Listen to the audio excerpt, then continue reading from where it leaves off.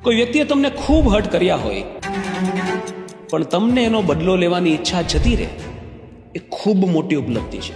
It's the biggest sign of healing and emotional development. જ્યારે તમને કોઈ હર્ટ કરે છે, તમને નીચા પાડી દે છે, તમારી સાથે કંઈ ખોટું કરે છે, ત્યારે તમને બદલો લેવાની ઈચ્છા થાય છે. તમને એમ થાય છે કે એને પસ્તાવો થવો જોઈએ કે એને મારી સાથે આ કર્યું જ કેમ, મારે આ સિચ્યુએશનનું ક્લોઝર જોઈએ છે, એ પણ મારા ફેવરમાં.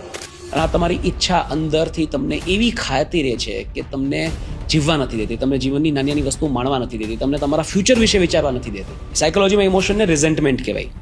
એક એવું ઇમોશન કે જે પેન સાથે તમને જોડી રાખે છે, તકલીફ સાથે તમારી રિલેશનશિપ એટલી બધી સ્ટ્રોંગ કરી દે છે કે હિલિંગની તરફ તમને જોવા જ નથી દેતું. ઘણા બધા લોકો કે જેમને જીવનમાં કોઈ વસ્તુમાં ક્લોઝર નથી મળ્યું, કે એમના ફેવરમાં કંઈ વાત નથી થઈ, કે એમને બદલો લેવાનો મોકો નથી મળ્યો, એ લોકો વર્ષોના વર્ષો એમના મગજમાં એકની એક સિચ્યુએશન રિપીટ કરતા રહે છે અને અલગ અલગ રીતે એ વસ્તુનું ક્લોઝર પોતાના મનમાં ડિઝાઇન કરતા રહે છે.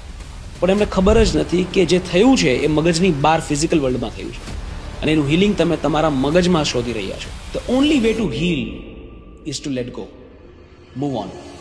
કારણ કે ઘણીવાર છે ને સામેવાળાને પણ નથી ખબર હોતી કે એમણે તમને કેટલી ખરાબ રીતે હર્ટ કર્યા છે. એમણે જે કર્યું છે એની ઇમોશનલ ઇમ્પેક્ટ તમારા જીવનમાં કેટલી મોટી છે એની એને સભાનતા જ નથી. હવે જેને જ્ઞાન જ નથી, એ સભાનતા જ નથી, એ વ્યક્તિ કેવી રીતે તમને ક્લોઝર આપવાનો? એને સિચ્યુએશનની ગ્રેવિટી જ નથી ખબર.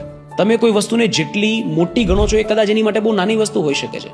એટલા માટે એને બેનિફિટ ઓફ ડાઉટ આપીને મૂવ ઓન કરવામાં મજા છે. કારણ કે જીવન બહુ મોટું છે યાર. તમે કોઈ એક ઇમોશનને પકડીને તમારું આખા ફ્યુચર અટકાવી શકો છો અને કાંઈ ઇમોશનને દૂર કરીને, પ્રોસેસ કરીને, ફ્યુચર પર ફોકસ કરીને એક નવી લાઈફ બિલ્ડ કરી શકો છો. અને એ મિસકન્સેપ્શન બિલકુલ ના રાખવું કે માફ કરી દેવું, જતું રહેવું નબળાઈની નિશાની છે. ના, બદલો લેવો ને એ બહુ નેચરલ ઇમોશન છે, પણ જતું કરી દેવું ને ઇટ્સ અબનોર્મલ. એની માટે તમારે ઇમોશનલ મેચ્યોરિટી ગેઇન કરવી પડે, તમારી જાતને ઘણી ડેવલપ કરવી પડે ને એની માટે ખૂબ કરેજ જોઈએ. જો અગર તમે જતું કરી શકો છો, તમે જૂનું ભૂલીને જીવનમાં આગળ વધી શકો છો, that means you are very strong. એટલા માટે જતું કરતા શીખો. જીવન ખૂબ બ્યુટીફુલ છે, એને માણતા શીખો.